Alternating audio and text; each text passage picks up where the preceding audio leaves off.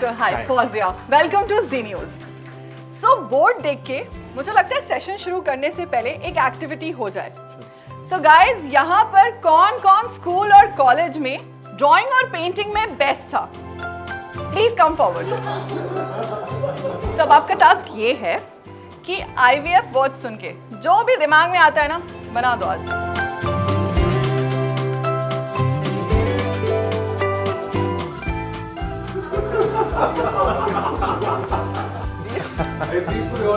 ये क्या balloon? So doctor, what do you have to say on this? I guess this is what if you guys think IVF is, अगर यही लगता है तो फिर काफ़ी सारी बात करने की ज़रूरत है, काफ़ी सारे मिथ्स बस्ट करने पड़ेंगे। Please come.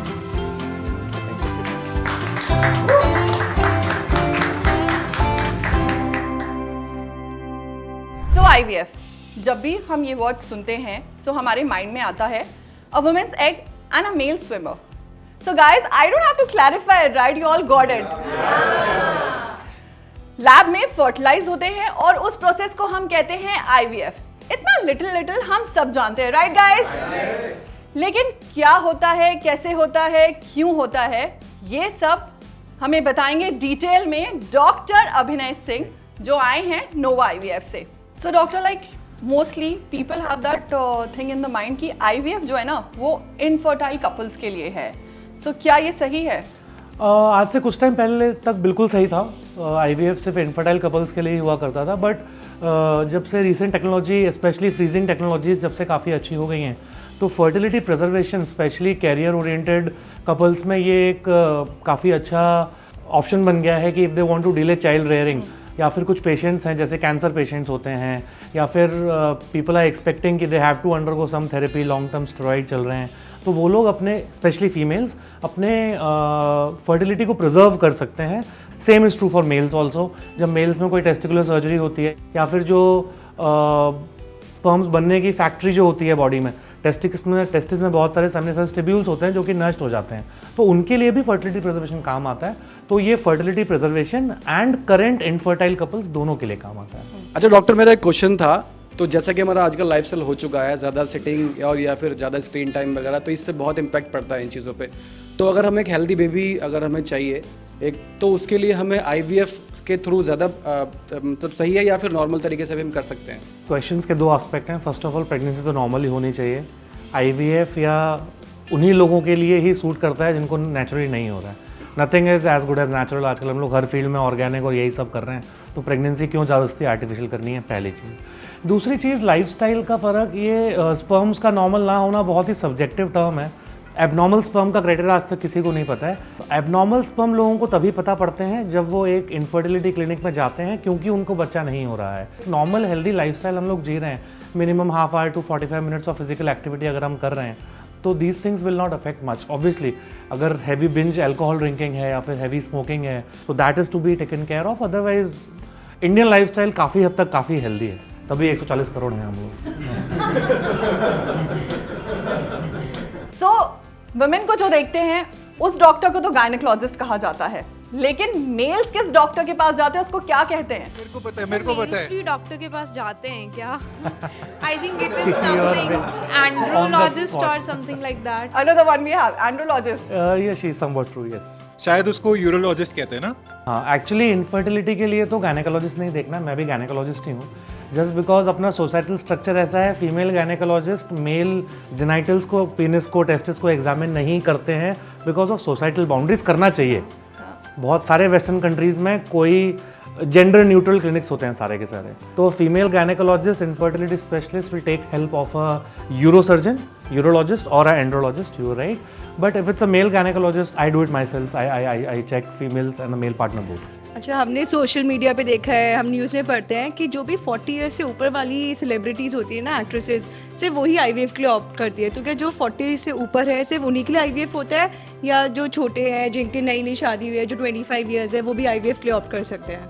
एक्चुअली डिपेंड करता है बीमारी क्या है। मेरे पास 24 साल से लेके और 49 ईयर्स तक ये लॉ परमिट करता है। बट हाँ, एक ये ज़रूर है कि जैसे जैसे एज बढ़ती जाती है, तो चांसेस ये कि आपको नेचुरल प्रेगनेंसी या नेचुरल नॉर्मल प्रेगनेंसी बहुत लेट होगी या ना हो, इसके चांसेस बढ़ते जाते हैं, इसीलिए ऐसा देखा जाता है कि एडवांस एज में फीमेल्स ज़्यादा आईवीएफ की तरफ ऑप्ट करती हैं। डॉक्टर, आईवीएफ नेचुरल प्रोसीजर कहेंगे या अननेचुरल प्रोसीजर? लाइक बेबीज जो हैं वो टेस्ट ट्यूब में होते हैं। नेचुरल उस हद तक नेचुरल है कि ऑब्वियसली जेनेटिकली तो ह्यूमन ही है, गैमेट्स तो माँ और पिता से ही आने हैं, वो नेचुरल है। बट ऑब्वियसली जो नेचुरली 5 दिन का प्रोसेस फेलोपियन ट्यूब में होना है, वो 5 दिन का प्रोसेस क्योंकि नेचुरली नहीं हो पा रहा है सक्सेसफुली, उसको हम लोग आर्टिफिशियली लैब में करते हैं। तो क्या ये कोई डिलीवरी बॉय डिलीवर करके जाता है क्या बेबी? हम डिलीवरी बॉयज मान लीजिए, बट लोगों को हमारे पास आना पड़ता है। ऐसे कोई ऐप रखो यार, ऐसे डिलीवर हो जाए। May be 50 years down the line. वो पूरा बच्चा ट्यूब में वो पैदा हमारे होता है। कल्चर डिश में तैयार होता है, तो मैं So it's called cultural dish. You can say that, yes. And जैसे ट्यूब वाली बात है तो funnily I can put it, जब हम लोग फ्रीज करते हैं फर्टिलिटी प्रिजर्वेशन के लिए, हम लोग एम्ब्रियो फ्रीज करते हैं, मतलब बच्चा बनने के बाद हम लोग फ्रीज करते हैं। उस स्टेज को हम लोग यूजुअली ब्लास्टोसिस्ट बोलते हैं, फ्रीजिंग अच्छा होता है उसमें। तो वो लिटरली एक वायल में ट्यूब जैसे ही नहीं फ्रीज। अच्छा, आपने बोला ये बेबी टेस्ट ट्यूब में होते हैं, तो अगर बाहर है बेबी तो अंदर कब डालते हो? मतलब 9 महीने के बाद डालते हो, पहले डालते हो, कब डालते हो अगर बाहर है तो? 5 days पे फर्टिलाइजेशन होने के बाद हम लोग उनको यूट्रस में ट्रांसफर कर देते हैं। अगर कोई वुमेन कम एज में आईवीएफ कराती है तो उनके जो मेनोपॉज हैं वो जल्दी अर्ली ख़त्म होंगे या उनसे मतलब क्या है उसका? नहीं, ऐसा कोई, ये मिथ एक बहुत बड़ा मिथ है कि ये एक साइड इफेक्ट होता है आईवीएफ का, ऐसा कुछ भी नहीं है। 6-7 आईवीएफ साइकिल्स के बाद भी ऐसा रिसर्च में नहीं देखा गया है कि मेनोपॉज का जो ड्यूरेशन है वो नॉर्मल पॉपुलेशन जल्दी आ जाता है, ऐसा कुछ भी नहीं। So it's like that कि अगर हम एक बार आईवीएफ करवा रहे हैं तो हम दोबारा भी उस प्रोसीजर के थ्रू जा सकते हैं। Why not? It is not 100% successful. Fail होने के बाद दोबारा अटेम्प्ट तो करना ही पड़ेगा। तो ऐसे नहीं हो सकता कि हम एक ही बार ही ट्विंस कर लें और फिर दूसरी बार की नौबत ही ना आए? मैम, हो तो बहुत कुछ सकता है लेकिन सब कुछ होता नहीं है ऐसा। इससे ये पता चलता है इसे ट्विंस चाहिए। आजकल actually to answer that, it's a very good point you have taken up. आजकल all the working 80% 70% of my patients who are working, they are electively going for single embryo transfer. So is it a painful procedure, doctor? Injections लगने में जितना pen होता है उतना तो होता है, बट आजकल इंजेक्शंस भी सबक्यूटेनियस आ गए हैं, जैसे इंसुलिन के इंजेक्शंस लगते हैं पेन वाले, तो it's almost like a pinch of a pin, जो सेफ्टी पिन गलती से अगर चुभ जाए उतना ही पिन होता है, इतना उससे ज़्यादा नहीं होता। अदरवाइज जो एग निकालने का प्रोसेस है वो तो हम लोग एनेस्थीसिया में करते हैं, पेशेंट बेहोश होता है। अच्छा डॉक्टर, आज के समय में मतलब बच्चा पालना इतना एक्सपेंसिव है, तो बच्चा पालना तो छोड़ो, बच्चा पैदा करना भी क्या इतना एक्सपेंसिव है? इतना एक्सपेंसिव नहीं है, थोड़ा एक्सपेंसिव आप बोल सकते हैं बाकी ट्रीटमेंट के अनुसार, क्योंकि अभी तक ये इंश्योरेंस में कवर्ड नहीं होता है। तो डॉक्टर, इस पे गवर्नमेंट कोई सब्सिडी भी देती है क्या? कुछ गवर्नमेंट हॉस्पिटल्स या मेडिकल कॉलेजेस में आईवीएफ होता है, कुछ गवर्नमेंट पैनल्स में जैसे ईएसआई पैनल में कुछ हॉस्पिटल्स में आईवीएफ करवा रहे हैं, बट नहीं, ऐसा कोई आयुष्मान भारत जैसी सब्सिडी तो नहीं है। So doctor, on that note, जैसे अब क्राउड बहुत एनर्जेटिक हो गया, बहुत सारे सवाल आ रहे हैं, तो मेरा आपसे ये क्वेश्चन है that how do you feel right now? क्योंकि हमेशा आपने 1-on-1 पेशेंट्स देखे होंगे इन अ क्लोज्ड रूम, तो अभी इतने सारे जो है, I won't call them patients, आपको कैसा लग रहा है अभी? It's very nice to here. मतलब ये सवाल ऑब्वियसली जब बंद कमरे में होते हैं तो भी यही सवाल किए जाते हैं, बट मुझे ये बोलने का मौका मिल रहा है कि जो मिथ्स हैं वो हम लोग साइड लेस कर सकते हैं, बट आप लोगों की नॉलेज कंपैरेटिवली काफ़ी अच्छी है। मेरे पास अगर ऐसे पेशेंट्स आए तो मेरा काम आधा हो जाएगा। डॉक्टर, मेरा एक क्वेश्चन है। सो जो बच्चे आईवीएफ प्रोसीजर से पैदा होते हैं, उनको कुछ मेडिकल प्रॉब्लम या ऐसा कुछ प्रॉब्लम आता है क्या जो नॉर्मल ह्यूमन में नहीं होता है? नहीं, ये एक बहुत बड़ा मिथ है, थैंक्स फॉर आस्किंग। ऐसा कुछ भी नहीं है। अब तो I guess the first IVF child is already around 45-50 year old, और अब तो there are around 8 million IVF babies in this world. Research में ऐसा कुछ भी नहीं पाया गया है।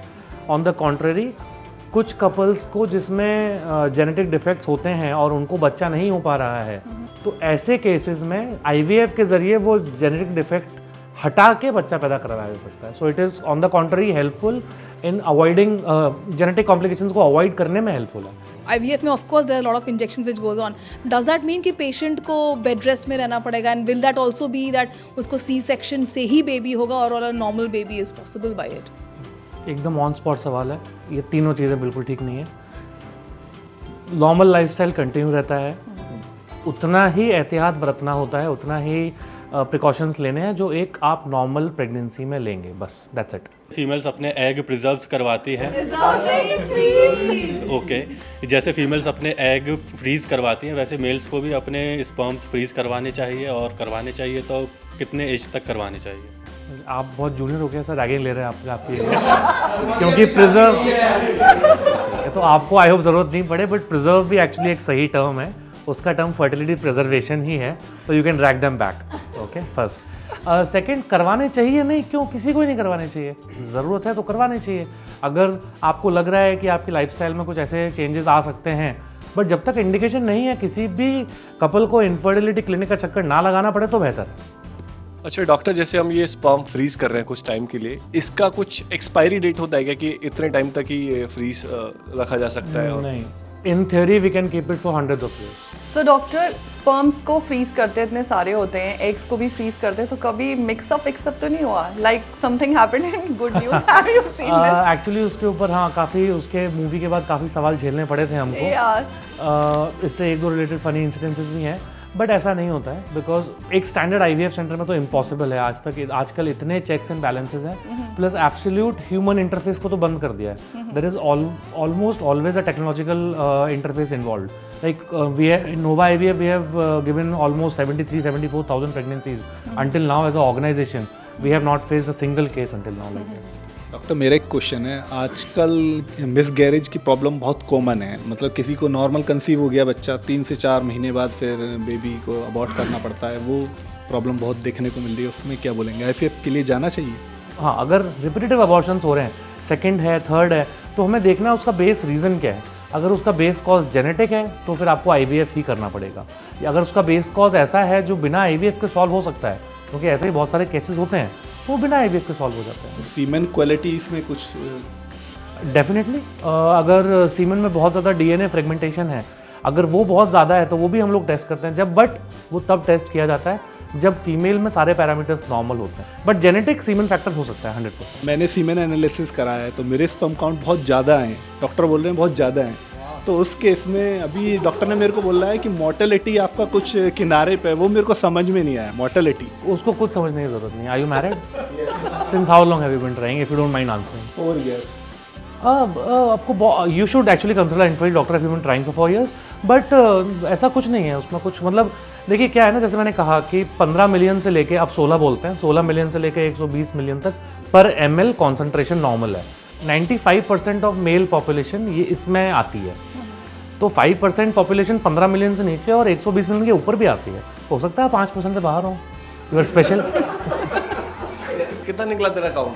62 निकला है। 62 और सिर्फ बनाए तूने ड्राइंग 3। बनाया था ना, सीमेन एनालिसिस चल रहा था। 62 एक्चुअली नॉर्मल है, तो आपने सॉरी टू से आपने किसी इनफर्टिलिटी कंसल्टेंट को नहीं दिखाया है, तो आपको ऐसा नहीं बोलते, नॉर्मल है, एकदम normal. So doctor, any funny incident you have experienced, like have you met any Vicky donor in your career?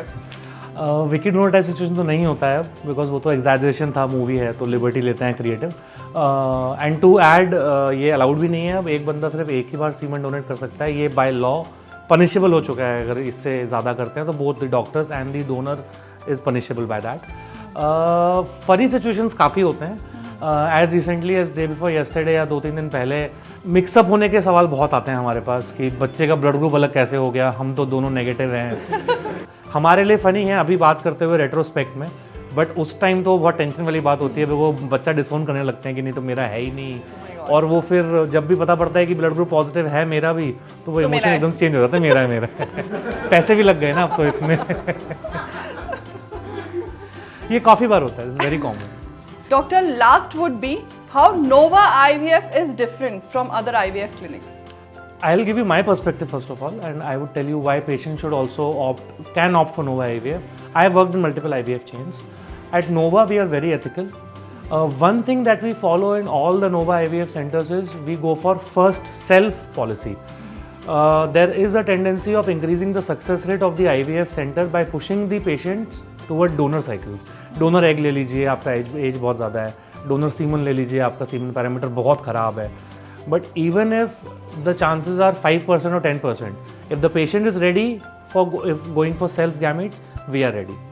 So I guess मुझे ऐसा लगता है कि everybody would definitely want to father their own genetic offspring. सब लोग अपना ही genetic बच्चा चाहेंगे, वो तो मरता क्या ना करता वाली हालत में डोनर को ही लेता है। So that is the best thing that I like about Nova and as my practice, and we are extremely ethical. We share, जितना कैंडिडली मैं आप लोगों से बात कर रहा हूँ उतना ही candidly we spend on an average half an hour to 45 minutes with every patient who needs a counseling.